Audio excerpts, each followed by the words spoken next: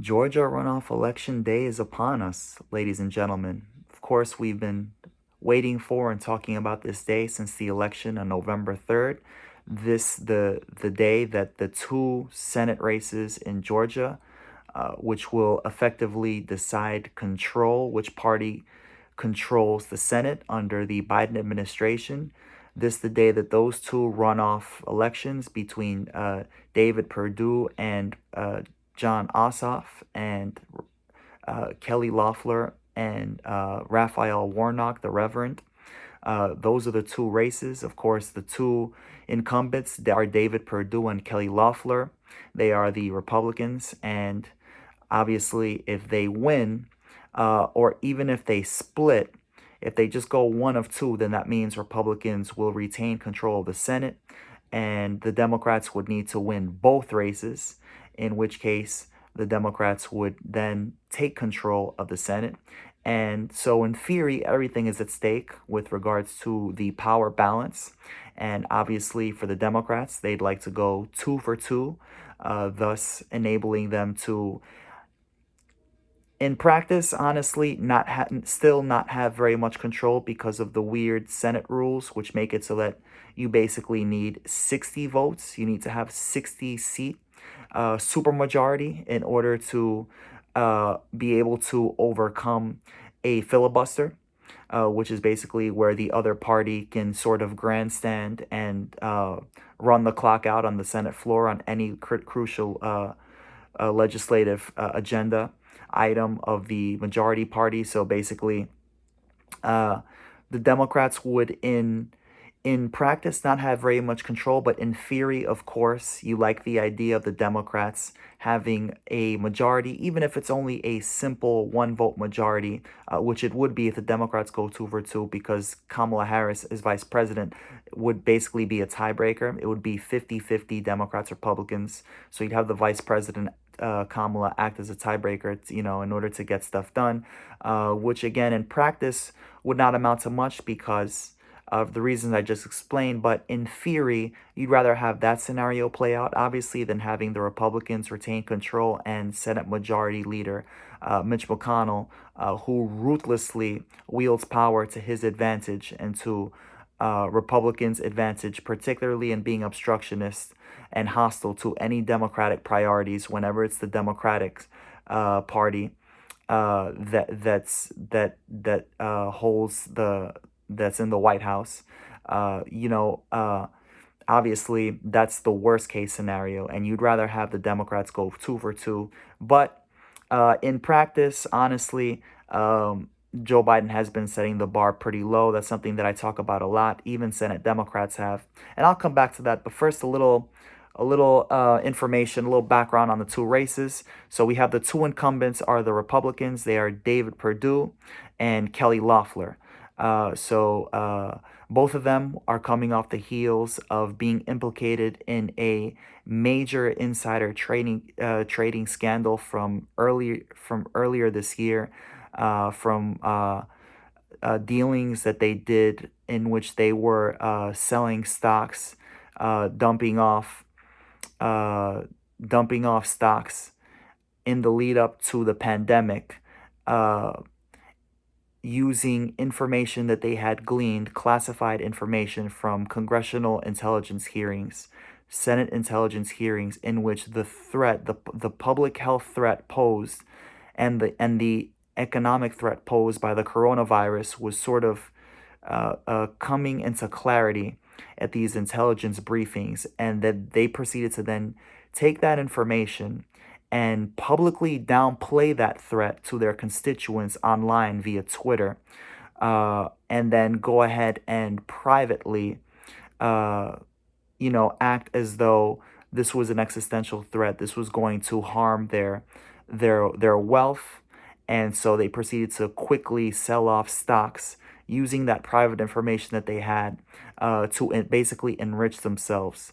Again, at the expense of their constituents, because they were basically putting on a different face, publicly minimizing the scale of the threat, so that investors wouldn't panic, and then they took the opportunity to go ahead and again, enrich themselves.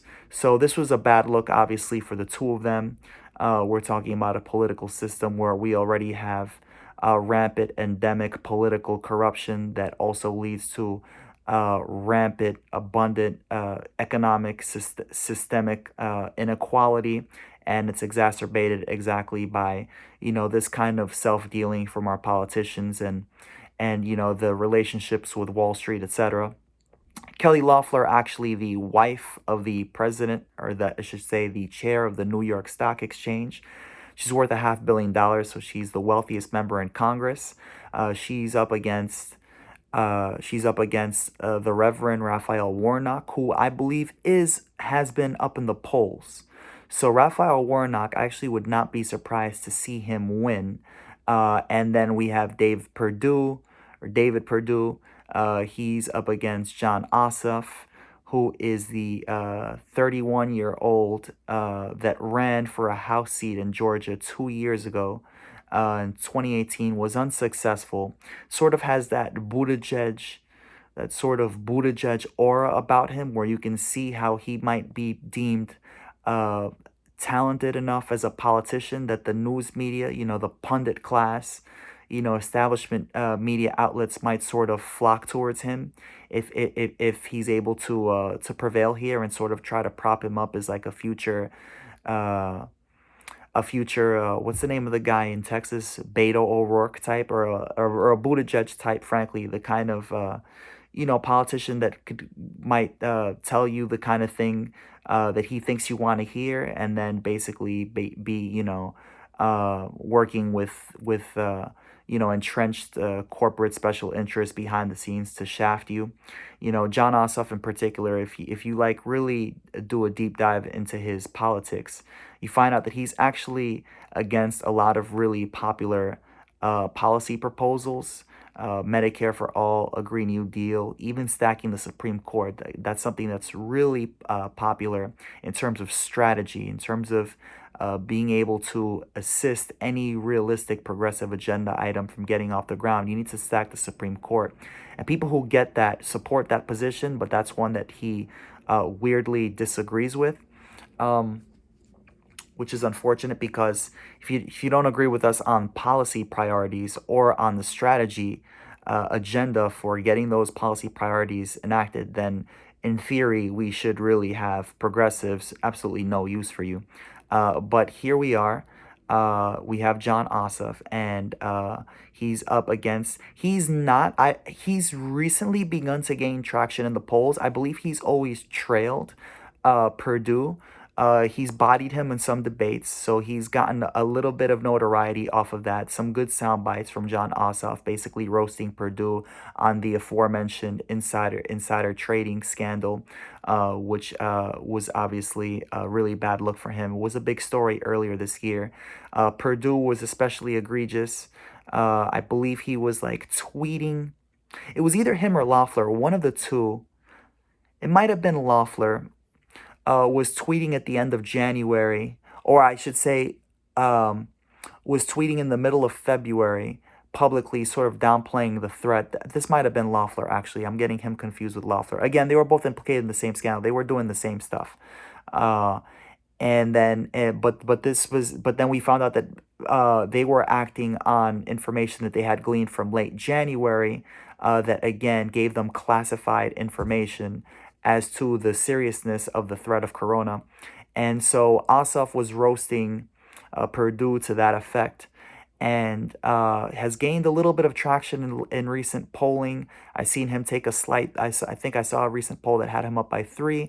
I'm less confident that Ossoff will prevail than I am that Loeffler, excuse me, than I am that Warnock will in his race against Loeffler.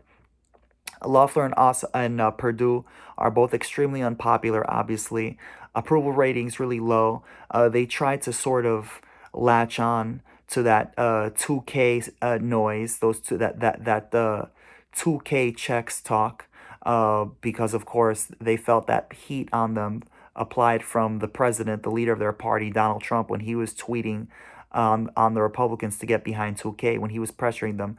they jumped on that bandwagon because obviously Donald Trump remains the most influential political figure in that party. And so, but they really didn't mean it.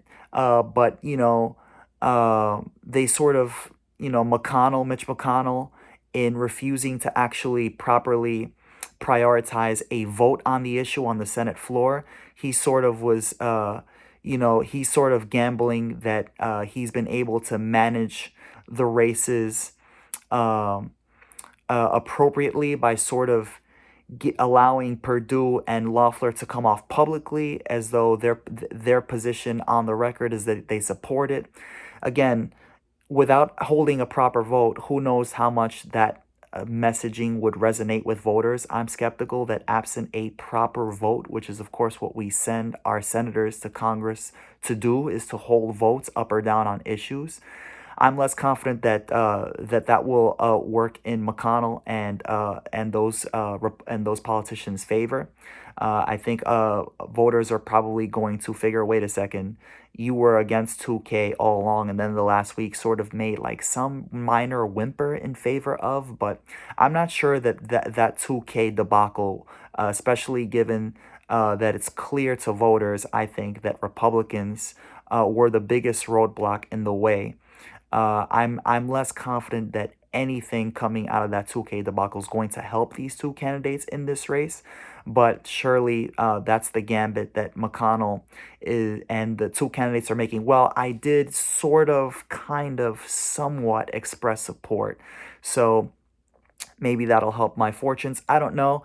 Will Ossoff prevail? Polling hasn't been too kind to him in his race with Purdue. Warnock, I'm more confident in will prevail. I think it's more likely that we'll come away with a split decision here. Obviously, would rather see the Democrats go 2 for 2 so that Biden can, in theory, have some better chance, stand some better chance at getting an agenda, a legislative agenda through the Congress. However, I got to keep it real with you guys, and this is something I talk about on here all the time. Biden and even Senate Democrats have both been lowering expectations in the lead up to these two races so that in the event that they do manage to come away with control of the Senate, obviously they would already control the House and then obviously the presidency, thus a supermajority, putting them in theory, an ideal position to be able to govern. And I think that that's a position of power, of strength that Democrats historically shy away from. They're sort of more in the business of campaigning and telling voters things that sound good, that they think that might want to hear, that are sort of, more popular in terms of healthcare and in terms of the climate. But then these are items that they don't really honestly support. I'm talking about the broader Democratic caucus in Congress. And so, then they get power, and then they have sort of less political cover. There's no real place for them to hide because it seems like, well, if you have the power, if you're the majority party, then you should govern on these things that you ran on. But again, those things would conflict with the interests of their obviously wealthy corporate donors, and so there's sort of that double game that they're playing. And so Joe Biden in specific, I've called him out for basically scolding civil rights leaders in private conferences in which they tried to pressure him preemptively in the lead up, as though assuming that he would disappoint because of his sort of uninspiring rhetoric in the lead up to taking over, sort of scolding them for holding them to this like high, standard of accountability in terms of, listen, are you going to wield executive power or not? Because there's so much that you can do unilaterally. And I've talked about that here, about how the Constitution empowers the president under Article 2, part of the president's executive powers is to take care of the laws or faithfully execute it. And so just a plain reading of the constitutional powers vested in the president allow for a wide berth of power with respect to taking laws. For example, if Joe Biden wants during a public health crisis, a national public health crisis, he can move the country to a Medicare for all system simply by tapping into unfulfilled, unused powers vested in the Affordable Care Act. So civil rights leaders are basically holding Biden to that standard of, well, if you're the president with Congress or not, very likely scenario again, and we'll find out today, but with Congress or not, you have wide-ranging powers as an executive, so that if the Republicans do go 1 for 2 or 2 for 2, and Mitch McConnell is set up to be able to block your entire agenda, are you going to be bold and aggressive? Are you going to be ambitious? Are you going to cancel all student loan debt for student debtors who owe 1.6 trillion dollars, 44 million student debtors in this country, basically being crushed by debt as they're entering the job market out of college? And then, of course, that life crushing debt combined with the weak job market makes it very unlikely that they're ever going to be able to get their lives off the ground, Mr. President. Get married, buy a house, have kids, start a small business, etc. Are you going to be bold and assertive? Are you going to make lower drug prices? So Joe Biden has basically scolded his critics, for holding him to any standard higher than, well, I beat the orange man, didn't I? I already upheld my end of the bargain here. Did I or did I not say that I was gonna beat Trump? I did. So what are you bugging me for? You're not satisfied with just the rhetorical lip service to change? I gotta govern now. And Democrats are sort of honestly playing the same game, with respects to, progressives in the Congress. Progressives in the Democratic caucus are sort of, embracing for the very likely scenario that, again, we may be dealing with a majoritarian, a Republican majority in Senate that's going to be hostile to any Democratic interests, and that includes cabinet appointments, confirming cabinets. So there's 1,000 government jobs that need to be confirmed. And McConnell has made perfectly clear that he intends, as majority leader under Joe Biden, if Republicans retain control, he intends to be completely obstructionist and uncooperative in abetting and aiding and abetting that confirmation process. So progressive Democrats have been saying, well, we got to be ready to invoke the Vacancies Act, which basically allows for a president who does not have a Senate majority to be able to govern by basically getting around that process, bypassing that process, by appointing people, by taking temporary acting roles, for example, acting Secretary of State, acting Secretary of Education through the transition, the first couple months before the president takes office, and just making those positions permanent. And as in fact, that's something that traditionally always happens in American history with acting. Donald Trump probably had about half of all cabinet appointments that he got through. Probably got through an acting basis, and his party actually controlled the Senate, so it's weird that he would have to be that dependent on the loophole. But certainly it's tradition. It's not like some wild violation of norms and guardrails. It's perfectly normal, and in fact should be the assumed should be the assumed position that this is how we're going to start, because we're lucky if we fill 14 out of 1,000 seats through the normal confirmation channel. So again, progressive Democrats saying, well, are we going to be willing to use the Vacancies Act? We got to prepare for that likely possibility.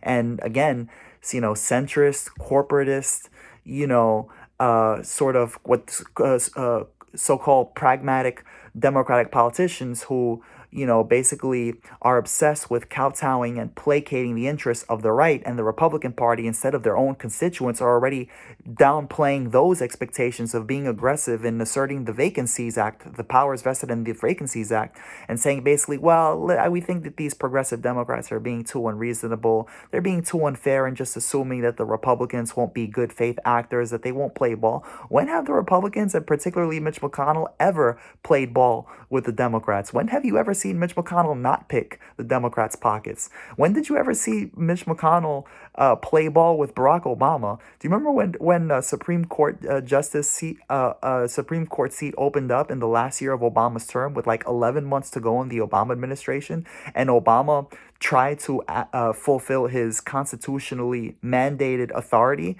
to fill that seat as the president, and Mitch McConnell said, "Nah, how about we just let the voters decide?" And then turned around years later, when with mere weeks remaining in the Trump administration, the Republican president said, we think that the voters already decided loud and clear, and actually we should get to fill this seat. We don't care if the election is close." So again, always shifting the goalpost. Obviously, they're not good faith actors, but because the Democrats are also not bad faith actors, the Democrats try to pretend that no, the Republicans will come around. And Biden is doing the same thing. When you hear the way Biden talks about the Republicans, oh, I would never embarrass them publicly, right? So totally different tone that he takes when versus when asked about cooperating and working with his the left flank of the Democratic Party. Then he gets all with the boxing metaphors. Well, let's just say I know how to take a left hook or a right hook, and I know how to counter jab and etc. Really? You take that posturing towards your own party, the membership of your own party, your own constituents? The most popular members of the Democratic Party are the progressives, are the squad. And you're out here ready to take them to the mattress, but then the Republican Party, the shift in the rhetoric, it's so deferential. Oh, I would never embarrass them. Joe Biden is I'm Mr. Dealmaker. The way he talks about the Republicans, oh, we're gonna get along. Mitch McConnell's been picking Joe Biden's pockets since forever. All right, just so you know. But again, Biden's not a good faith actor, so executive power, that's off the tables. Even if Republicans win in Georgia, and the Senate Democrats, they're also jobbers. They're also they're ready to roll over. It's always about, again, play. They're paid to lose, basically. The Republicans, the Democratic Party, they basically share a lot of the same donors, a lot of the same entrenched interests that fund the two of them. So they're basically paid to lose and roll over, so that the Republicans always get to sort of steamroll them on policy and in politics. And so honestly, in practice, guys, I'm gonna keep it real with you. There's honestly not very much materially to be gained from these two races, from these two elections, either way. So I'm telling you right now that if the Democratic candidates, both Jon Ossoff and Raphael Warnock, prevail, honestly, you can't expect very much, because you're not gonna have that. You're not gonna have 60 votes. You're gonna have a simple majority, and as long as it's not a super majority proof, filibuster proof majority, McConnell and the Republicans are going to have their way with the Democrats, unless Joe Biden is willing to wield executive power and be aggressive and assertive, actually assert his power. We just seen through the Donald Trump administration, exactly how much unilateral authority on everything from the climate to immigration to trade policy to, everything the president actually does have, if he's willing to wield it. The Trump administration was basically guided single-handedly by executive authority, with the exception of the tax reform bill. Tax reform bill obviously was just a $1.5 trillion tax giveaway for the rich. Donald Trump basically governed unilaterally, as did Obama during the last 2 years of his presidency. So, if Biden was willing to be aggressive, by the way, the media have have tried to compare Biden, to draw a link to FDR. Biden, the most progressive president since FDR. FDR wielded executive power quite liberally, and he had to. And when the Supreme Court fought him on it, he pushed back, and he introduced a judiciary reorganization bill, otherwise known as the court packing bill, to put them on their heels in order to, win the political battle, and in order to get the public on his side. These were extremely popular policies FDR was proposing that the Supreme Court was fighting him on, and he managed to get them back on their heels. On the other hand, Joe Biden gets turned off and is so reluctant to even touch that topic of packing the court. And honestly, so is Jon Ossoff. So even if he, and that's Jon Ossoff on the record. So even if Democrats did have power, are they going to be willing to try to pack the court?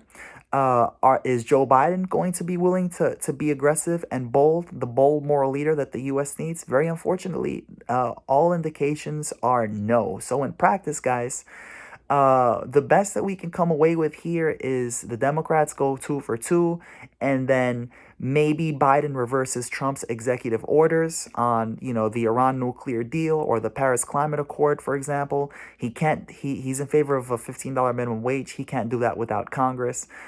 He can probably raise the wages of federal contractors. I can see him doing something like that, actually. Um, he can do that unilaterally. But for the most part, he's really not going to have very much power because of the lack of political will, the lack of sort of, personal constitution. This, you know what I mean? He lacks the fortitude, as do the Democratic Party senators, because they're all political hacks. So I could go on and on. But you'd rather have that scenario. Than a scenario where the Republicans split or win both and retain their control, because then obviously Democrats are going to be gearing up to just simply lose control of the House, and then probably lose more seats in the Senate in 2 years in 2022. In which case, they might be setting themselves up for disappointment one way or another, just by the lack of political will, the lack of courage to actually govern, to actually do very much, to materially help people, even in this horrible time that we're living in. Uh, um, you'd rather have that scenario. Um, but yeah, so we're gonna find out what's gonna happen here. Hopefully, the Democrats do go 2 for 2. You'd rather see them than Mitch McConnell be left to his own devices and be able to basically surefire nuke any chances for the Democrats in 2 years, which is, again, very, very likely one way or another. Unfortunately, depressingly. But you still have some hope in that scenario, that maybe Biden can be pressured and the Democrats in the Senate into doing the right thing. Well, Biden specifically into doing the right thing. Who knows? Either way, we're gonna find out. We're gonna find out today.